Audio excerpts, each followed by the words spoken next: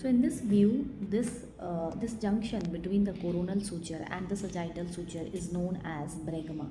So this is bregma, but in fetal skull or in infants, this junction is represented, or it corresponds to a membranous gap.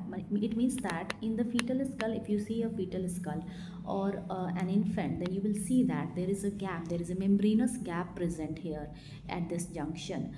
So this gap, this membranous gap, is known as fontanelle. So this gap which is present anteriorly is known as anterior fontanelle. Now this gap fuses by 18 to 24 months. Okay, this anterior fontanelle fuses by 18 to 24 months. There is posterior fontanelle also present here at the junction of the sagittal suture and the lambdoid suture. This is known as lambda.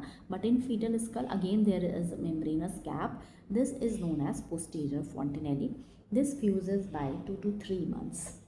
Now this fontanelle is very important if we consider it, the clinical aspect. This fontanelle, this provides space for the growth of the brain, for the growth of the skull also, and for the growth of the brain also. This, due to presence of the gap present, which is present here, this gap helps the bone to override on each other, and it helps in the easy delivery.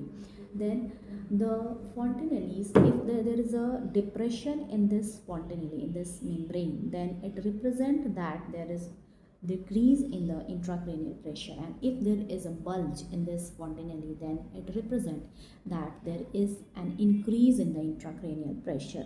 So these are some of the clinical aspects that you should know about fontanelles. This is important. Thank you so much.